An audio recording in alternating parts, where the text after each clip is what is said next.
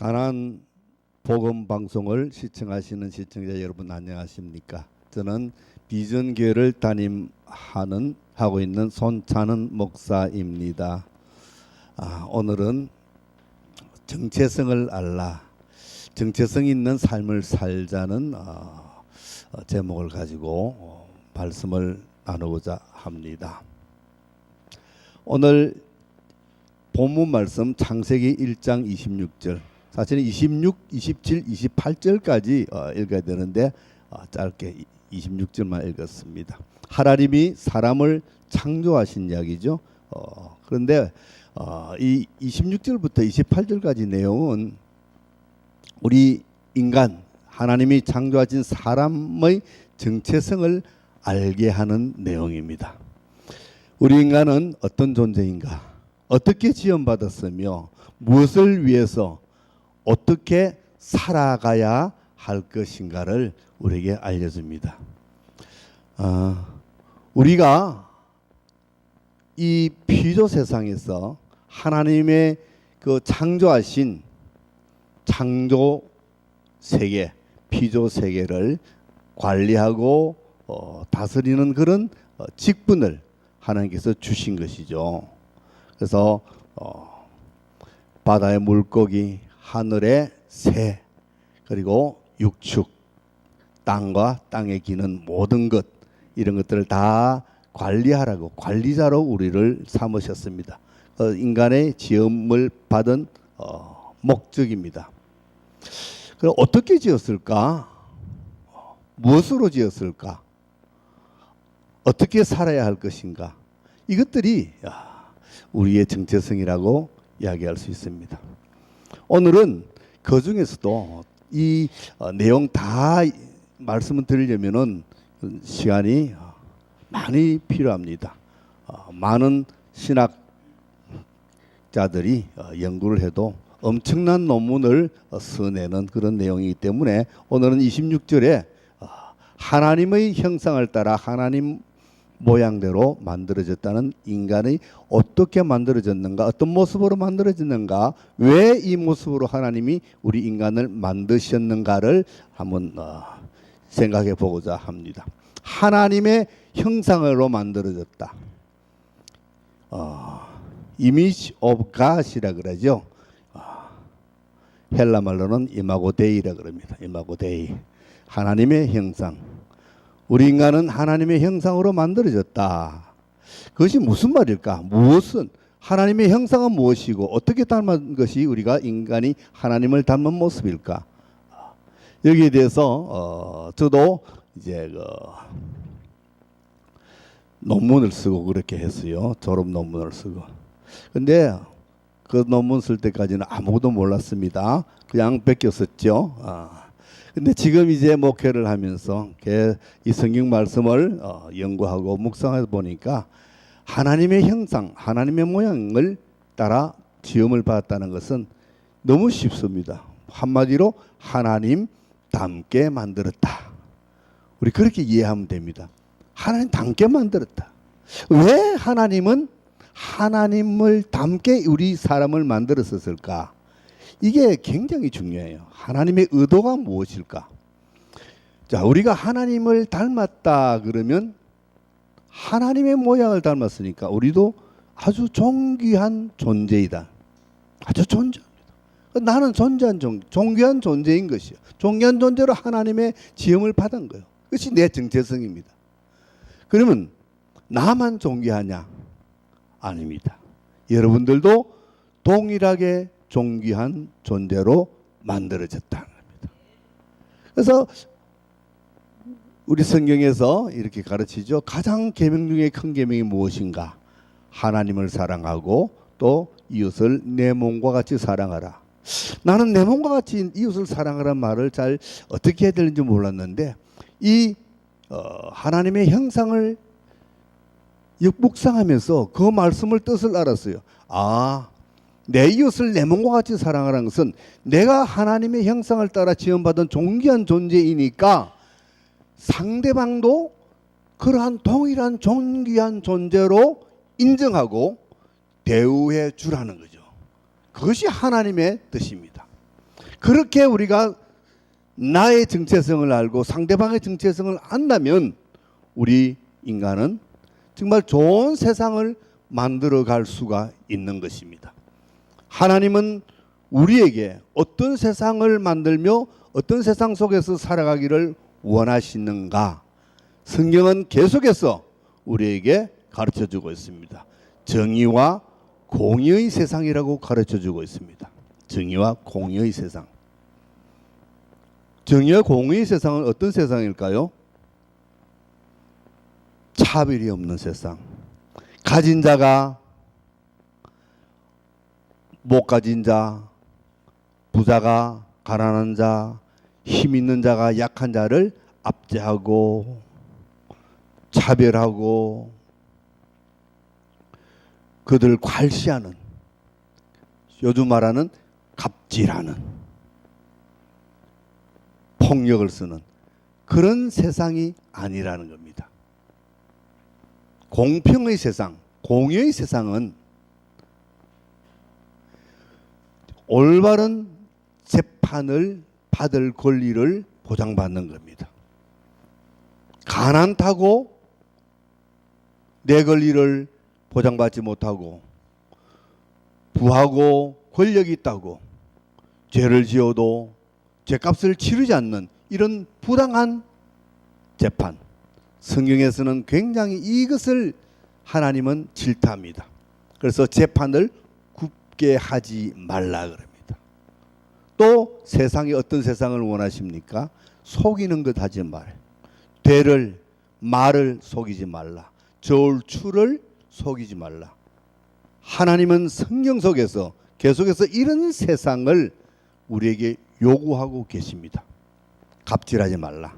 아주 우리나라에서 이 유행하는 갑질이 세계 어느 나라에도 없어서 외국어로 번역하지 못하고 그냥 갑질이라고 외국 사람들도 그렇게 써요.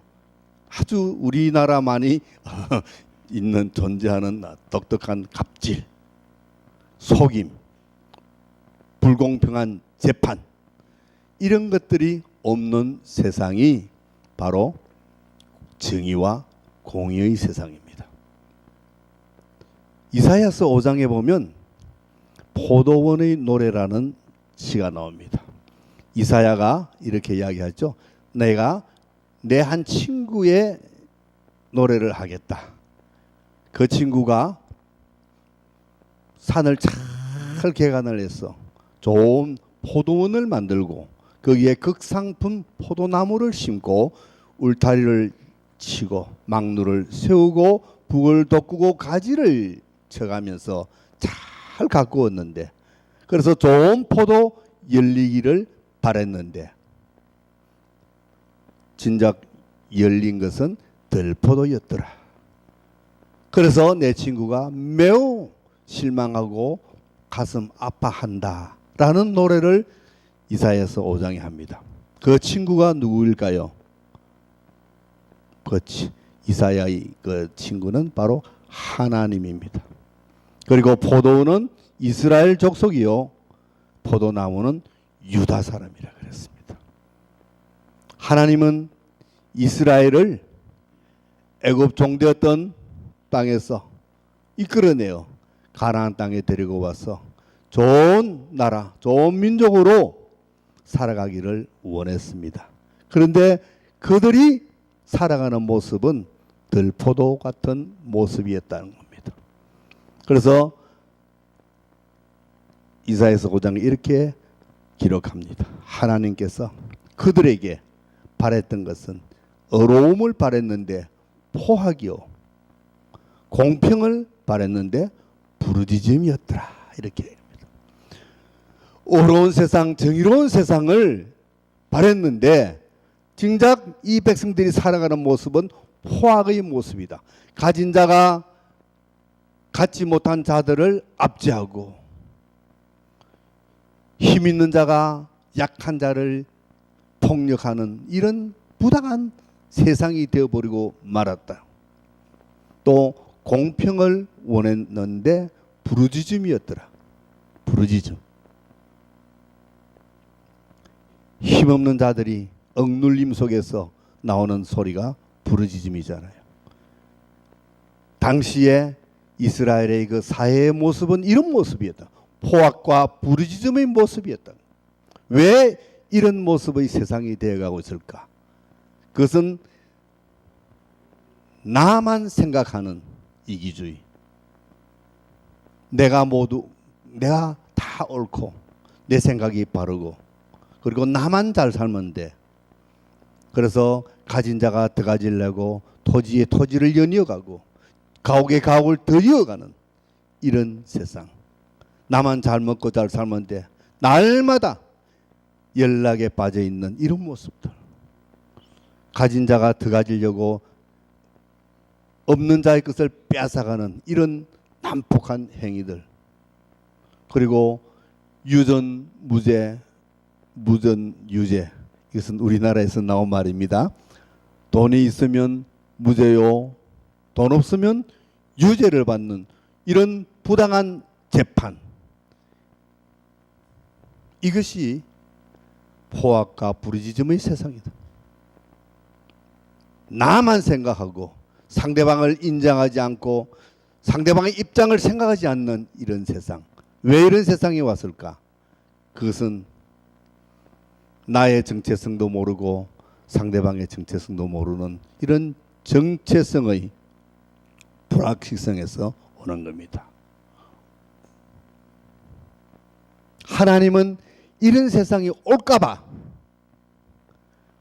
애초에 우리 인간을 만드실 때에 하나님의 형상으로 만들어서 네가 존귀한 존재인 것처럼 상대방 존귀한 존재라고 인정하며 살아라고 우리에게 말씀을 하셨던 겁니다. 그런데 사람들은 그렇게 살아가고 있지를 못한다는 것이 너무나 안타깝습니다. 그래서 어떤 교수님이 학생들에게 칠판에다가 이렇게 썼어요. 사람 인자를 5개 썼습니다. 사람 인자를 5개 쓰고는 한번 해석해 보라 그랬어요. 아무도 해석을 못합니다. 그랬더니만 가르쳐 줍니다. 사람이라고 다 사람이냐? 사람이 사람다워야 사람이지. 사람이 사람다울 때 사람이라고 인정을 받을 수 있다는 겁니다.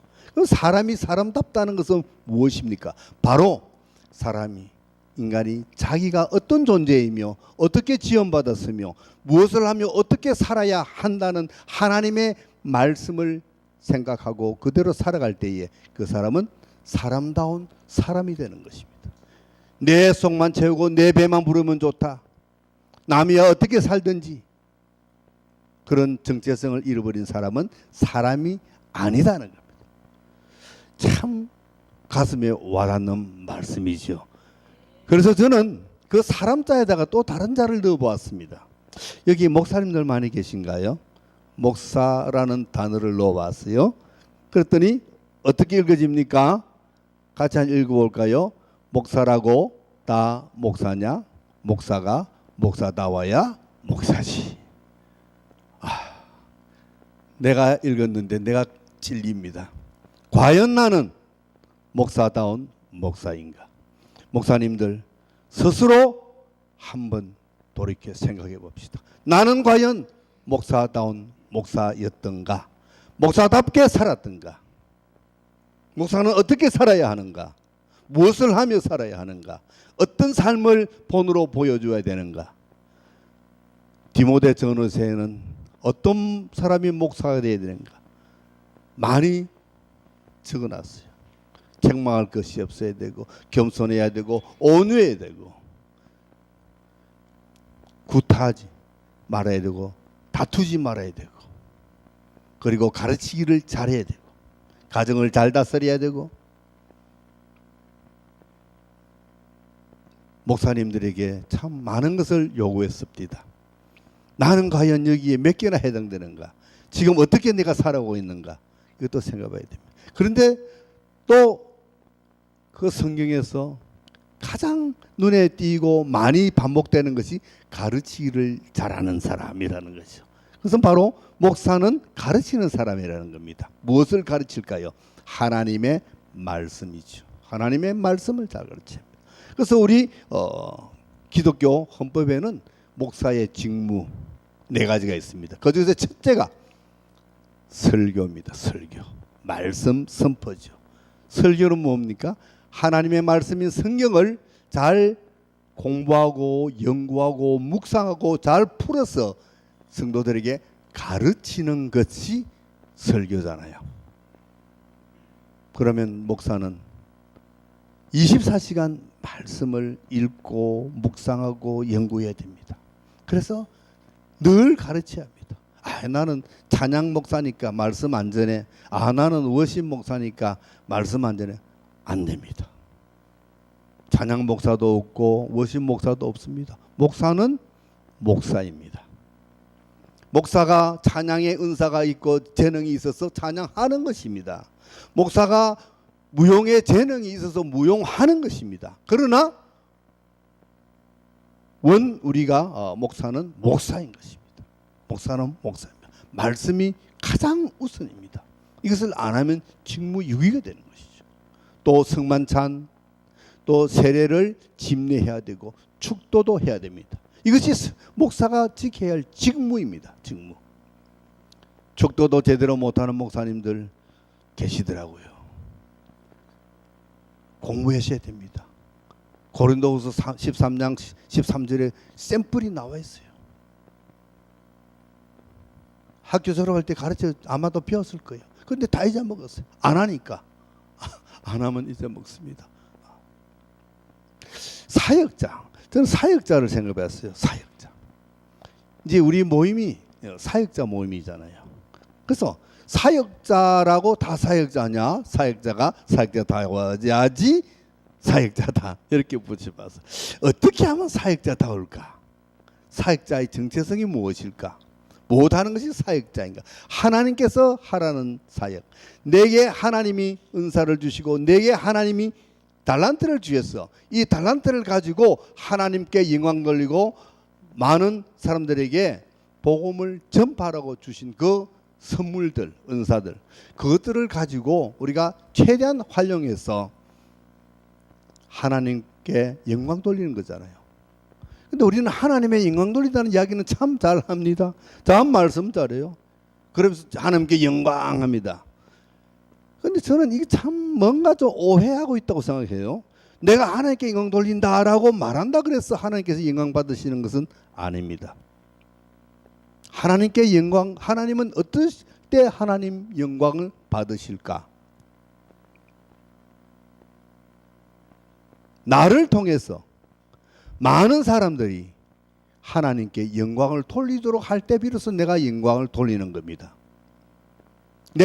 내게 주신 달란트, 내게 주신 어떤 재능을 가지고, 개성을 가지고 많은 사람들에게 공감을 주어서 그 사람들이 나의 이 재능을 보고 하나님 앞에 영광을 돌릴 때 비로소 내가 하나님께 영광 돌리는 삶을 살아가는 것이라고 할 수가 있어요.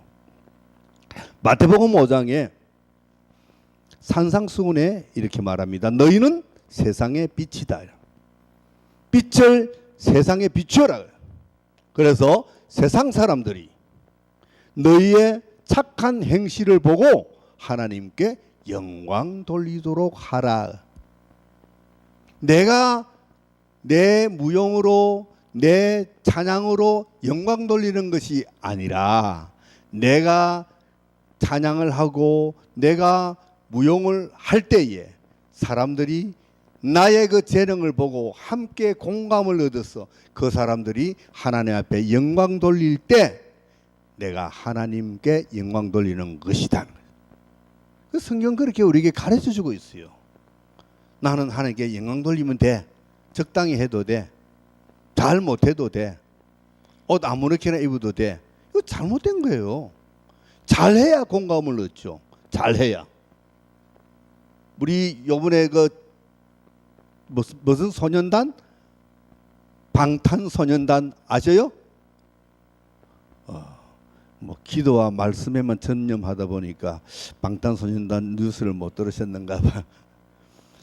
세계적으로 지금 한류 열풍을 일으킨 우리 젊은 청년들 그룹이잖아요. 방탄소년단.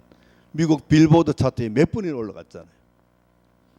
그들이 재능을 가지고 우리 대한민국의 이름을 높이는 겁니다. 우리 대한민국을 영광스럽게 하는 거예요. 그들이 재능을 가지고 어떻게 잘했어. 세계 모든 사람들에게 무엇을 얻었습니까? 공감을 얻었을. 그래서 야 코리아 넘버원. 우리는 우리의 재능을 통해서 많은 사람들이 공감을 얻어서 하나님께 영광이라는 탄성이 나와야 우리가 하나님께 영광을 돌리는 겁니다.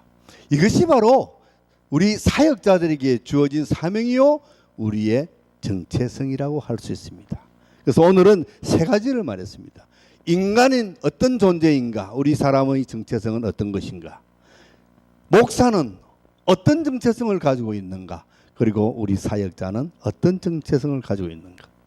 이 정체성을 알고 정체성을 제대로 우리가 찾아서 나아간다면 우리는 인간다운 인간, 사람다운 사람이 될 것이요, 목사다운 목사가 될 것이요, 사역자다운 사역자가 되리라고 확신합니다. 감사합니다. 기도합니다.